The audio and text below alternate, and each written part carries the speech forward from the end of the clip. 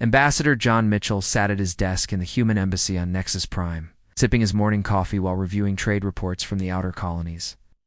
The morning sun filtered through the tall windows of his office, casting long shadows across the polished floor. At 52 years old, John had spent over 20 years working in interstellar diplomacy. And he thought he had seen everything the galaxy could throw at him. He was wrong. The communication panel on his desk suddenly blazed to life with an urgent priority signal. The holographic display shimmered and formed the imposing figure of Chancellor Vextar, the Zeltharian representative who currently held the rotating presidency of the Galactic Council. The alien's purple skin gleamed under the artificial lights, and his forearms moved in what John recognized as barely controlled anger. Vextar Mitchell Vextar's voice carried the authority of someone used to being obeyed without question. By order of the Galactic Council, humanity is hereby summoned to appear before the full assembly within 7 standard days to answer for serious violations of established galactic law.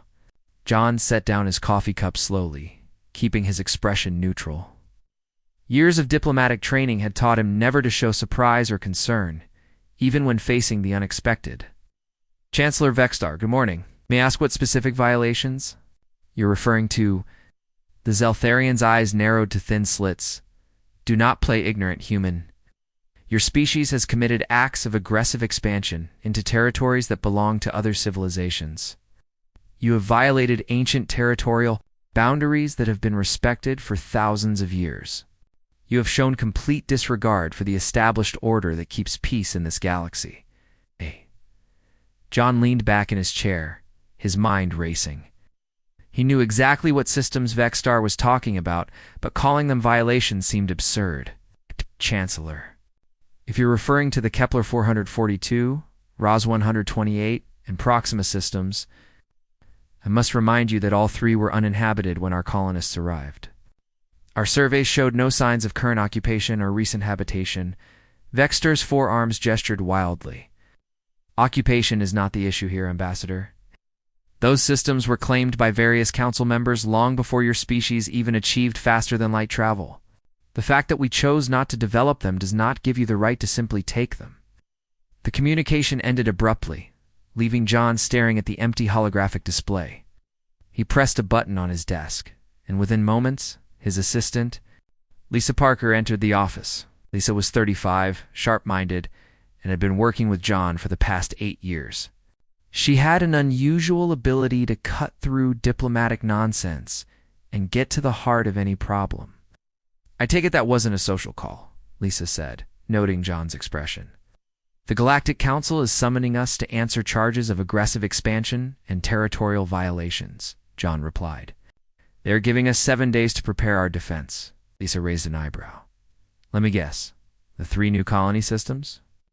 Exactly. Apparently, claiming uninhabited worlds and actually developing them is now considered a violation of galactic law. John stood up and walked to the window, looking out at the bustling streets of Nexus Prime. The planet served as the political center of the galaxy, home to dozens of species and thousands of diplomatic missions. What kind of territorial claims are we talking about? Lisa asked, pulling up files on her tablet. That's what I want to find out. Pull up everything we have on the historical claims for those 3 systems. I want to know who thinks they own them and why. Lisa's fingers flew across her tablet screen. John, this is interesting. According to the records, the Kepler 442 system was claimed by the Zeltharians in 2387. As part of their greater expansion initiative, but look at this, they marked it on a star chart and never sent a single probe to investigate. What about Ros 128? That one's even better. The Crystalline Collective claims it based on something they call ancient breathing rights, apparently. They believe that since their ancestors once flew through that region of space, they have permanent claim to all worlds in that area. John shook his head. And Proxima. The hive mind sectari claim it's part of their meditation sphere, a region of space they set aside for spiritual contemplation. Again, no actual development or habitation, just a claim on paper. So let me understand this correctly, John said, turning back to his desk. We're being charged with violations because we found 3 empty worlds, surveyed them properly, established colonies, built infrastructure, and created thriving communities. Meanwhile, other species think they own these worlds because they drew circles on maps or designated them for spiritual purposes. That's about the size of it, Lisa replied. But John, there's something else. I'm seeing similar claims for dozens of other systems throughout human space. If the Council rules against us on this, it could affect almost every human colony outside the original solar system. The implications hit John like a physical blow. Humanity had spent 2 centuries expanding into the galaxy, carefully selecting worlds that showed no signs of current habitation or recent development. They had followed every established protocol for claiming new territories. Now it seemed that following the rules wasn't enough if other species had made paper claims too. The same worlds. Get me a secure channel to Earth, John ordered.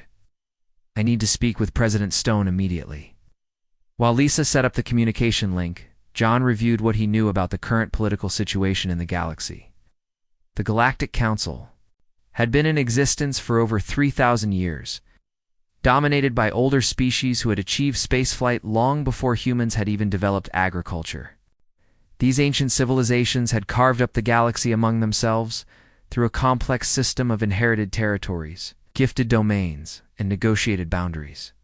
Humanity was still considered a newcomer, despite 2 centuries of spaceflight and peaceful expansion.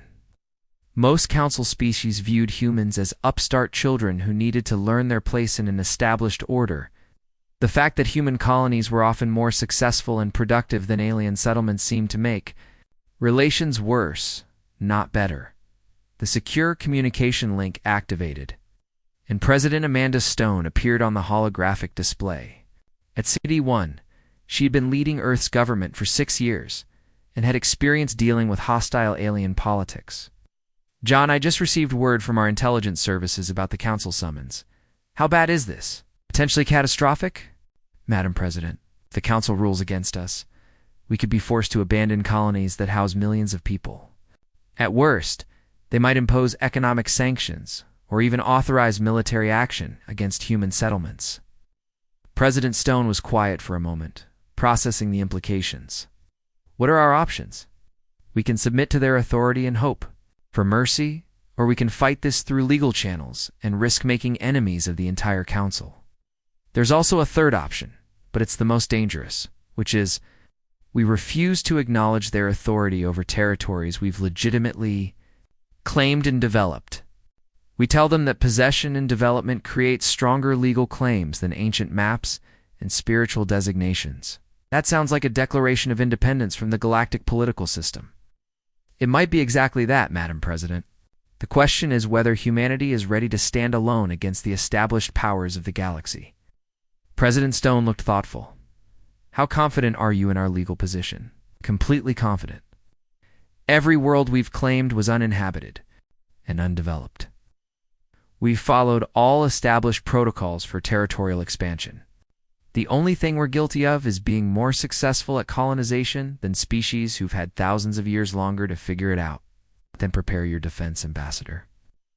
If we're going to fight this, we're going to win it properly. Show them that humanity doesn't back down from bullies, no matter how old or powerful they think they are. The communication ended, and John felt a familiar surge of determination. He had 7 days to prepare a defense that would either secure humanity's place in the galaxy or mark them as outcasts forever. Either way, he was ready for the fight. 3 days after receiving the summons from the Galactic Council, Ambassador John Mitchell stood in the briefing room of the United Nations, headquarters in New York. The morning sun cast long shadows through the tall windows as Earth's top officials gathered around the polished conference table. President Amanda Stone sat at the head of the table, her expression serious as she reviewed the documents spread before her. Defense. Secretary Robert Kim entered the room carrying a thick folder of military assessments. At 48, Robert had served in the Space Marines before moving into government service. His practical approach to problem-solving had earned him respect across the military and diplomatic communities. Ladies and gentlemen, President Stone began. We have 4 days to prepare humanity's response to these territorial violation charges. The decisions we make in this room will determine whether our species continues to expand freely through the galaxy or becomes subject to the whims of alien governments who think they own space itself. John activated the holographic display in the center of the table. A 3-dimensional map of local space appeared, showing human colonies as blue, dots and contested territories marked in red. The situation is more complex than we initially thought. Our research team has discovered that similar territorial claims exist for nearly every human settlement outside the Sol system. Helen Martinez, Earth's top expert in interstellar law, looked up from her notes. At 42, she had spent 15 years studying the legal frameworks that govern relations between different species. Her knowledge of galactic law was probably better than most alien diplomats possessed. The legal precedents are fascinating and disturbing, Helen said. Most council species base their territorial claims on inheritance from extinct civilizations, gifts from other species, or a simple priority of mapping. Very few actually earned their territories through exploration and development. Colonel Pete Jackson, military advisor to the diplomatic corps, leaned forward in his chair. What kind of military response are we looking at if this goes badly? Can the council actually enforce their demands? Robert Kim opened his folder and pulled out several reports. The combined military strength of council species is significant, but most of their forces are designed for defensive operations or ceremonial purposes. The Zeltharians have impressive-looking ships, but their military hasn't seen real combat in over 400 years. The Crystalline Collective's forces are more like mobile sculptures than fighting vessels. What about the Sectari? Stone asked. The hive mind Sectari are different, Robert replied. Their military is more modern, and they've maintained combat readiness. However, their forces are concentrated around their home systems. They would need months to organize an offensive campaign against human colonies. John pulled up detailed files on each of the species, making territorial claims. Let me walk you through what we're actually dealing with. The Zeltharians claimed the Kepler 442 system based on a survey mission they conducted. In 2387, their survey consisted of flying through the system, taking long-range sensor readings, and marking it on their territorial maps. They never landed on any planet, never established any infrastructure, and never sent follow-up missions. Helen shook her head in disbelief. In human legal systems, that wouldn't even constitute a valid claim to an empty parking space, let alone an entire star. System, it gets worse, John continued. The Crystalline Collective claims ROS 128. Because their ancestors passed through that region during their Great Migration 12,000 years ago, they call it breathing rights, the idea that once their people have breathed the space dust in an area, they have permanent claim to everything in that region. Colonel Jackson laughed despite the serious situation. Breathing rights? What's next? Claiming ownership of entire galaxies because their great-great-grandfather once looked in that direction. Don't give them ideas, Lisa Parker said as she entered the room carrying more research files. The legal team has been working around the clock to understand how these territorial claims actually work. It's worse than we thought. She activated another section of the holographic display, showing a complex web of overlapping territorial claims throughout human space. According to council records, the aquatic Merkish claim every world with more than 60% water coverage because they believe all water belongs to the children of the eternal ocean. The silicon-based Terrans claim every rocky planet because stone is their natural heritage. The gas giant floaters claim every system with gas giants because those worlds provide spiritual nourishment to their people. President Stone stared at the display in amazement. Are you telling me that these species think they own entire categories of planets based on their biological preferences? That's exactly what I'm telling you, Lisa replied. Here's the really interesting part. None of these species have actually developed more than a tiny fraction of the worlds they claim. The Merkish have established colonies on maybe 3% of the water worlds they say belong to them. The Terrans have mining operations on less than 1% of the rocky planets in their claimed territory. Helen pulled up another set of documents. I've been researching the legal foundations of these claims, and it's fascinating from an academic perspective.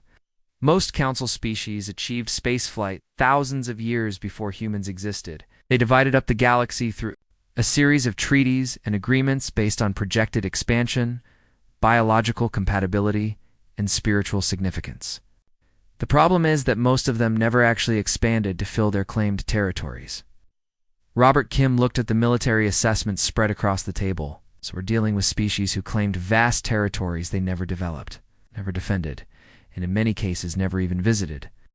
Meanwhile, humans have spent 2 centuries actually building colonies, terraforming worlds, and creating sustainable communities on planets these aliens think they own. Exactly, John said. And now they're angry because we're making their empty. Claims look foolish. Human colony with 2 million people, full infrastructure, and a thriving economy makes it pretty obvious that nobody else was using that world for anything meaningful. Colonel Jackson studied the tactical displays. What about our own territorial claims? Do human expansion policies compare to these ancient agreements? Lisa brought up another set of files. Human colonial policy requires extensive surveys. To confirm that worlds are genuinely uninhabited and unclaimed, we look for signs of current occupation, recent habitation, active monitoring systems, and any indication that another species is actively using the territory. Only after confirming that a world is truly empty do we establish colonies. We also invest heavily in development, Helen added. Every human colony represents millions of credits in infrastructure, terraforming equipment, and population support systems. We don't just plant flags and walk away. We build communities that can sustain themselves and contribute to local space commerce.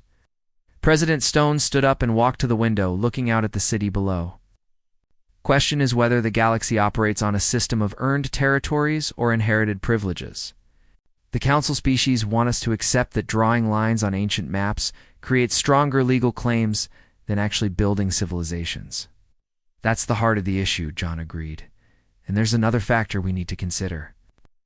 Younger species have been watching this situation closely. The canine pack leaders, the insectoid builders, the machine collective have all achieved spaceflight within the last 5 centuries.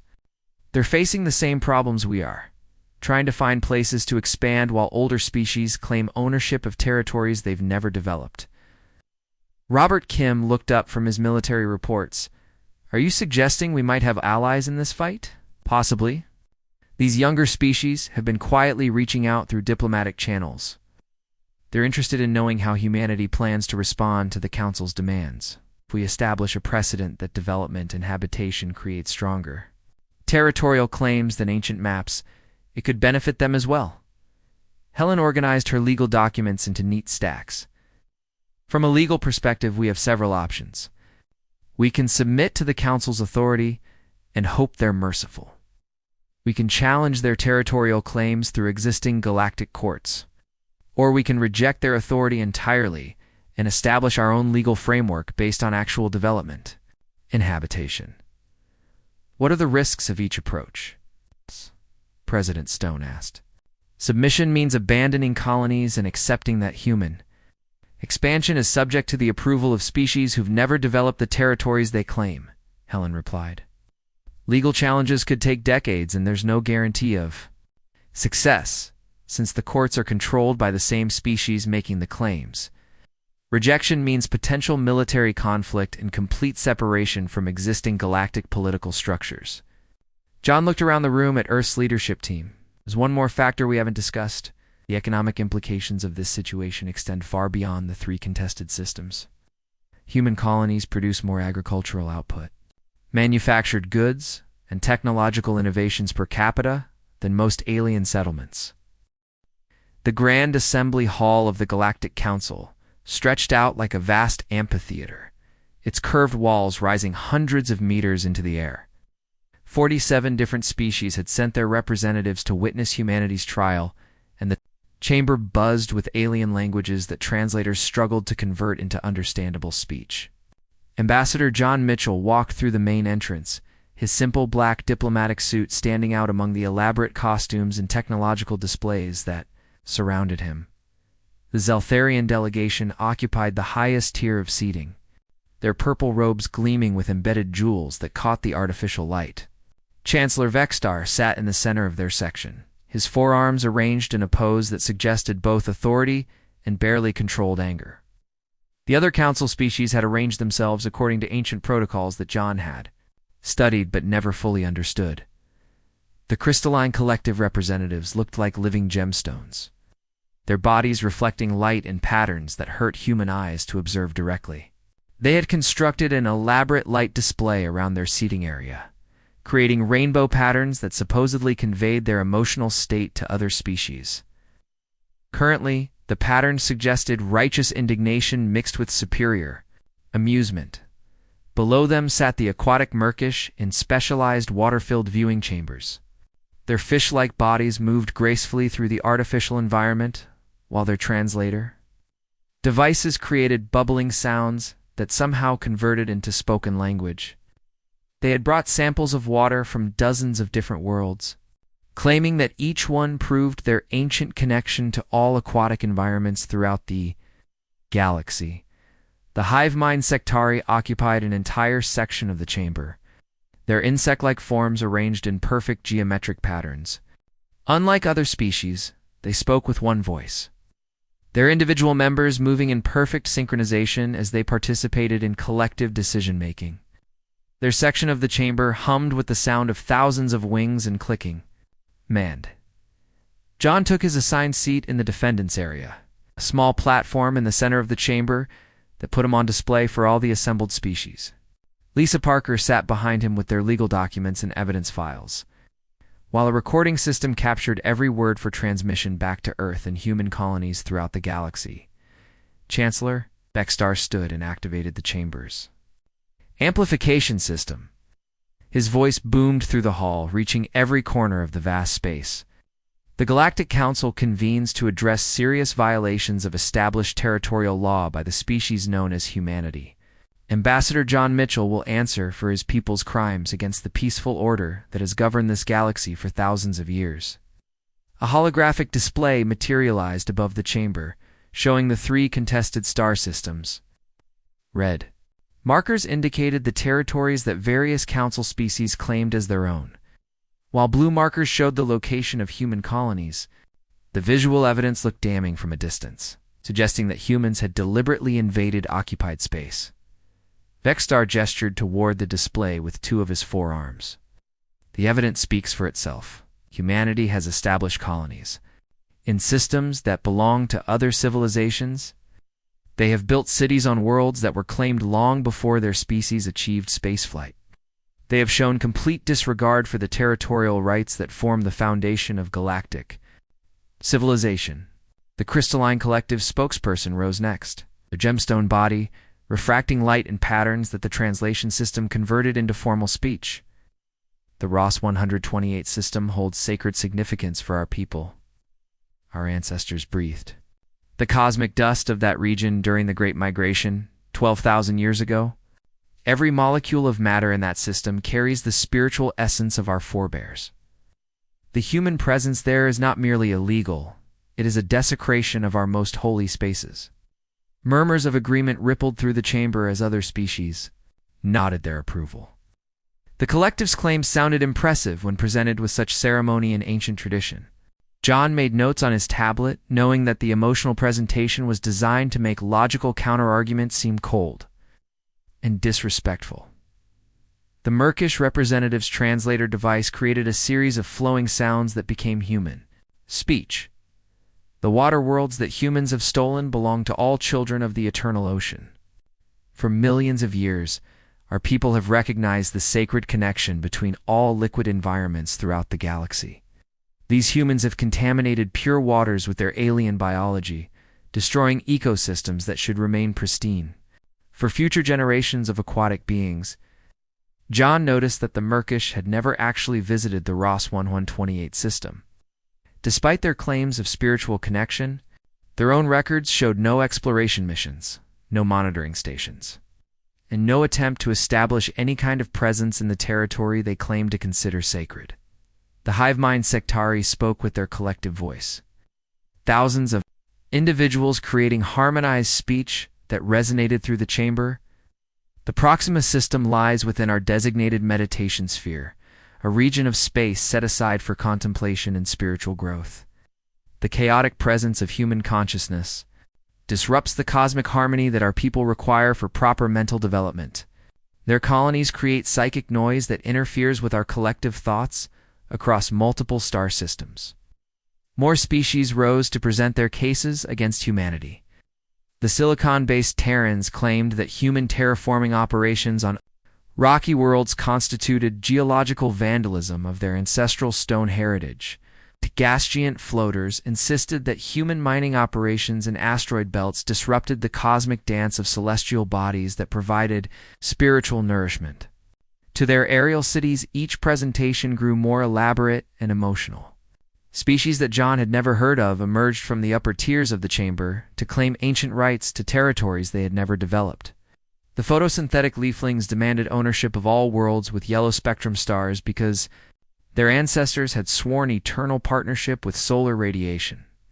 The methane breathers claimed every world with hydrocarbon deposits because such materials were the sacred breath of their creator ancestors.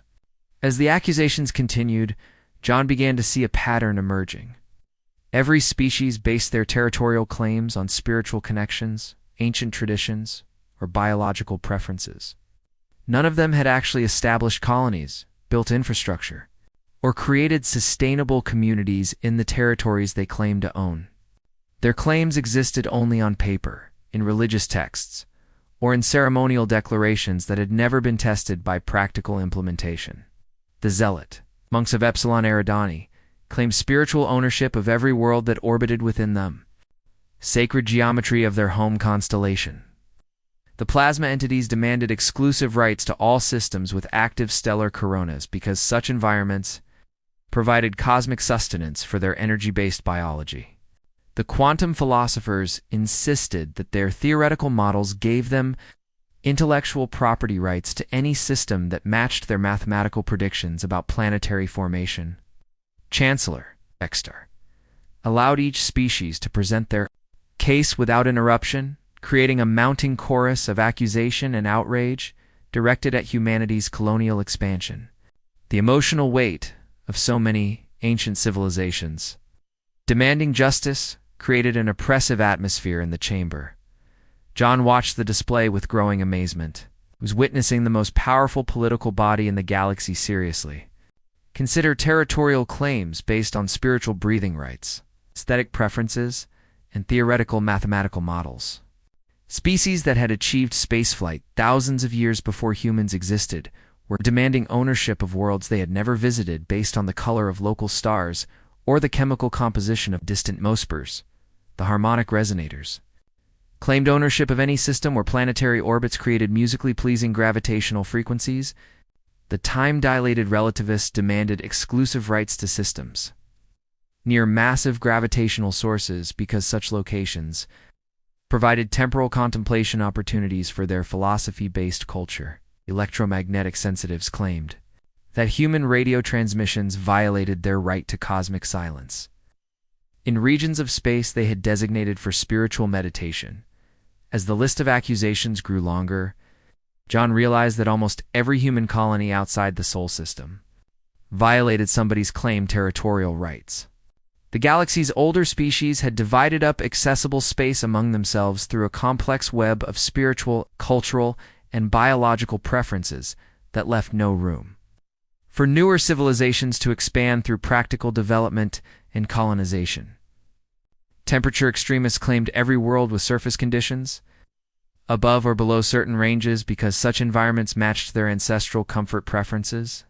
The gravity specialists demanded ownership of high-gravity worlds because they're dense.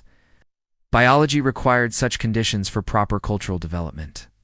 The radiation tolerance insisted that any system with elevated background radiation belonged to their people as zones of energetic heritage. John Mitchell stood in the center of the vast chamber, surrounded by the representatives of 47 alien civilizations. The silence stretched for long moments as he looked up at the tiers of seats filled with beings who expected him to apologize. For humanity's success, he had spent 20 years learning diplomatic protocol, studying alien cultures, and finding peaceful solutions to complex problems. Today, all of that experience led to one unavoidable conclusion. Diplomacy was not going to solve this problem. Honored delegates of the Galactic Council, John began, his voice carrying clearly through the chamber's amplification system. I have listened carefully to your concerns about humanity's expansion into the galaxy. I have heard your claims of ancient rites, spiritual connections, and biological heritage. I understand that you believe my species has violated the established order that has governed this galaxy for thousands of years. Chancellor Vexstar leaned forward in his seat, expecting the humble apology that usually followed such diplomatic openings. The other alien delegates settled back to hear humanity's submission to their superior. Wisdom and ancient authority, John activated his tablet and gestured to Lisa Parker, who began uploading files to the chamber's central display system. I respond to your accusations. I would like to present some evidence of my own. Evidence that I believe will help this council understand exactly what humanity has accomplished in the territories you claim we have stolen.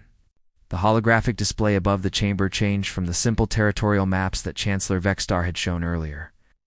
Now it displayed detailed images of human colonies, showing cities, farms, industrial facilities, and millions of people living and working on worlds that had been empty when human settlers arrived.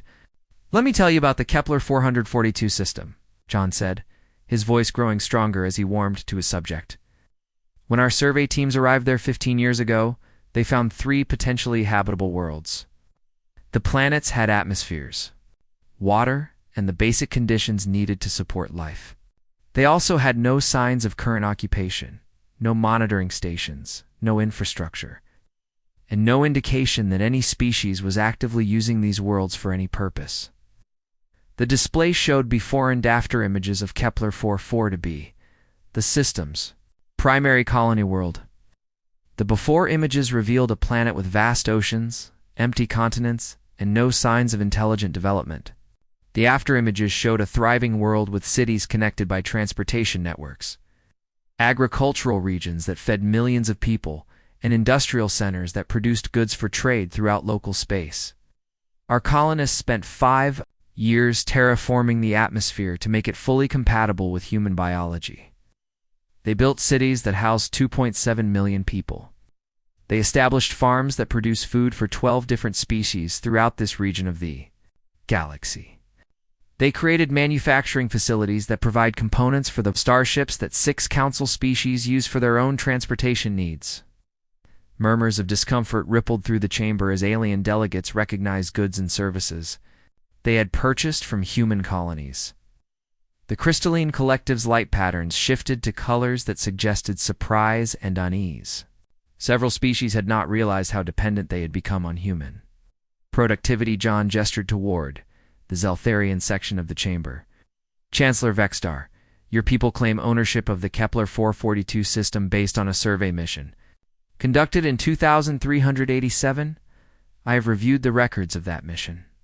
Your survey team spent 4 hours in the system, conducted long-range sensor sweeps from a distance of 50 million kilometers, and marked the planets as suitable for future consideration before leaving and never returning. The display showed the Zeltharian survey data, including timestamps that proved how briefly they had visited the system.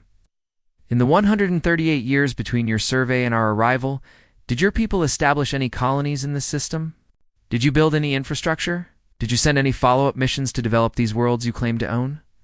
Vexstar's 4 arms moved in patterns that suggested growing anger, but he did not respond to the questions. John knew the answer, because he had spent days reviewing every piece of data about Zeltharian activities in that region of space. The answer is no, John continued. You marked 3 potentially valuable worlds on your territorial maps and then ignored them for nearly 14 decades. Meanwhile, human colonists turned those empty worlds into thriving communities that contribute to the economic prosperity of this entire region. John turned his attention to the crystalline collectives section.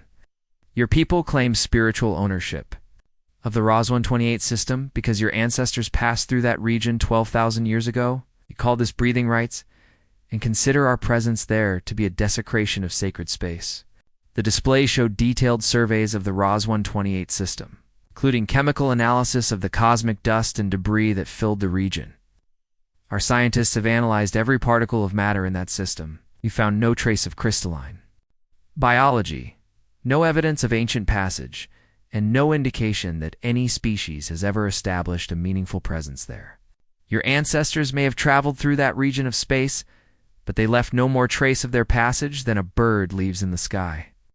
The collective's light patterns shifted to angry reds and violets, but John pressed on. In contrast, human settlers have spent 8 years establishing colonies on 2 worlds in that system. They have built cities, farms, research stations, and manufacturing facilities.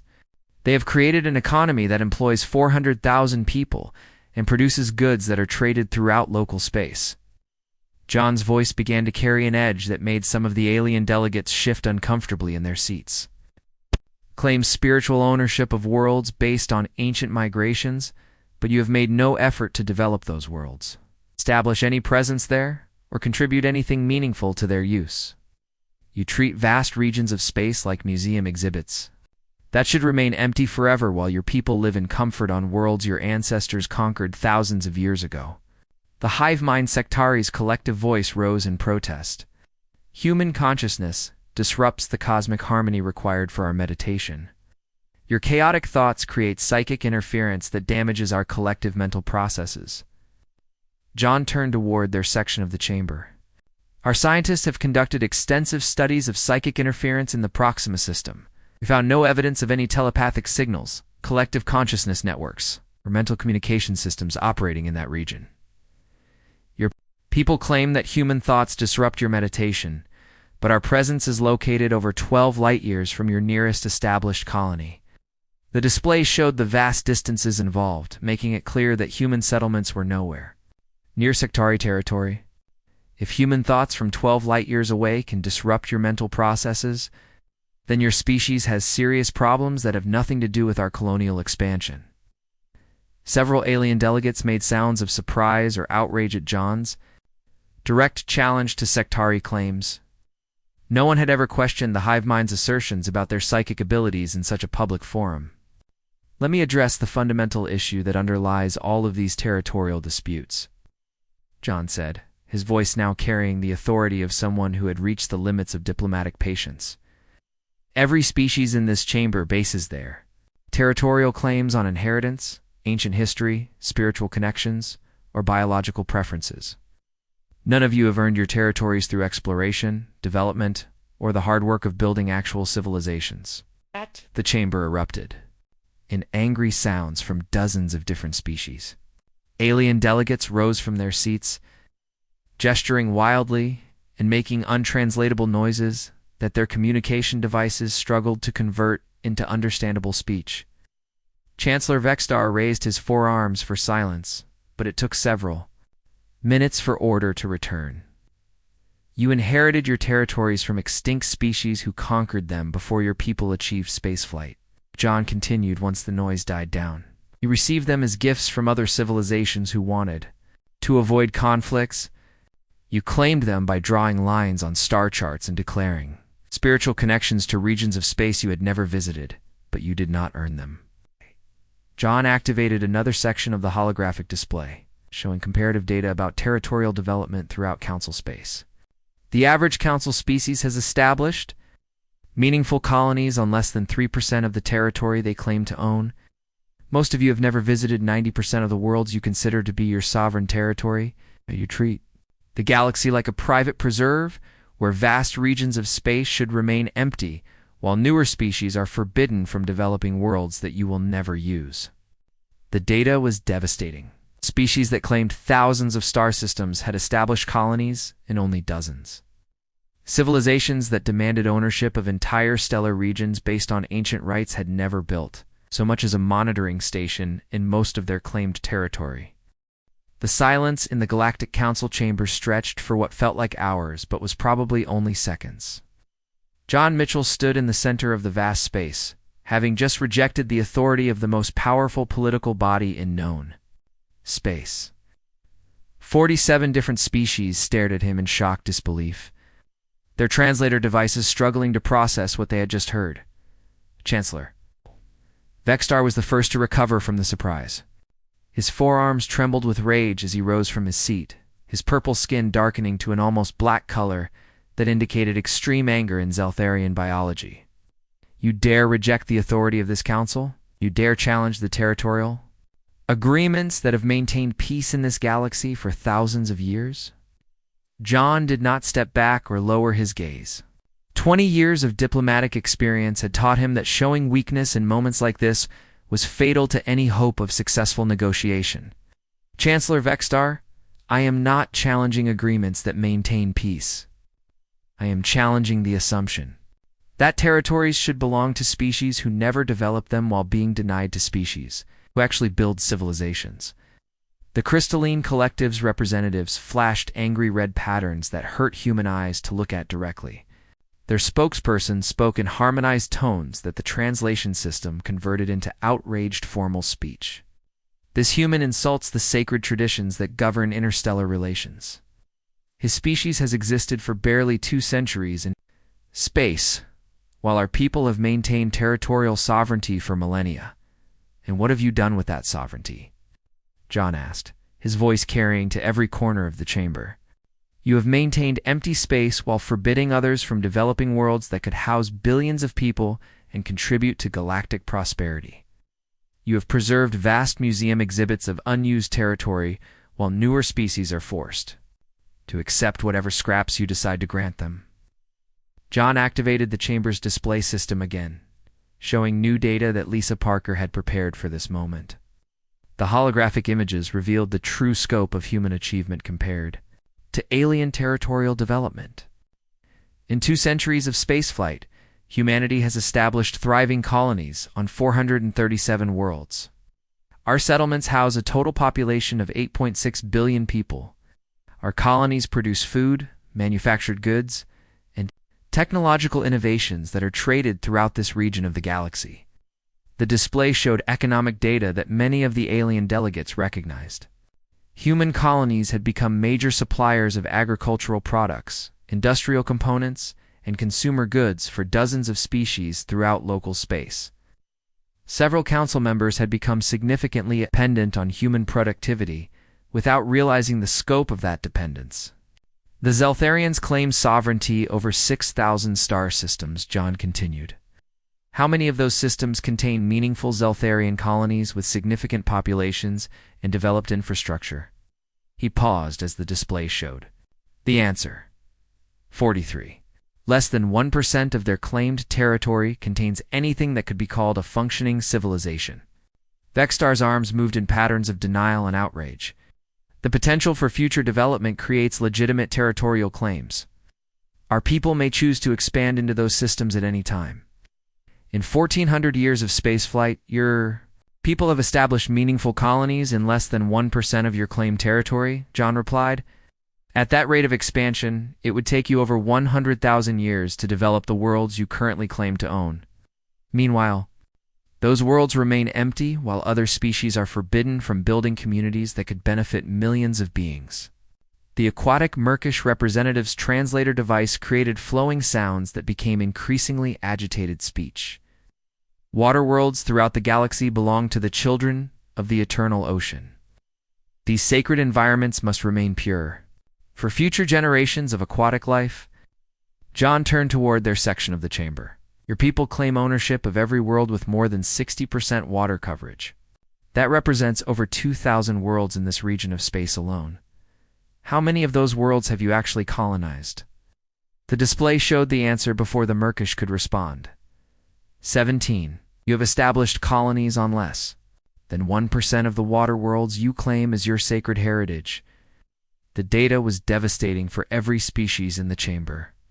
The silicon-based Terrans had claimed over 3,000 rocky worlds, but had developed fewer than 20.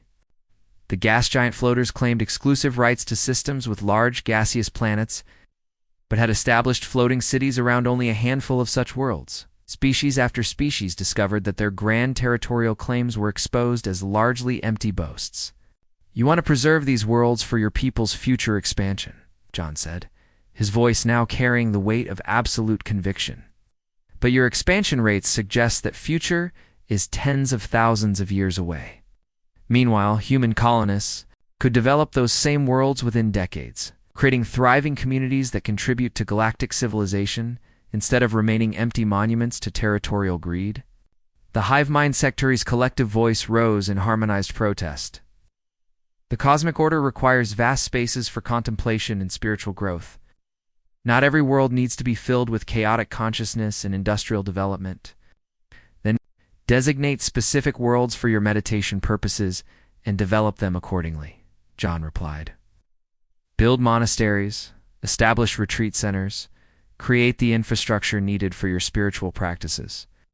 But do not claim exclusive ownership of hundreds of star systems based on the theoretical possibility that you might want to think about them someday. John activated another section of the display, showing communication logs that had been flooding into the council chambers throughout his speech.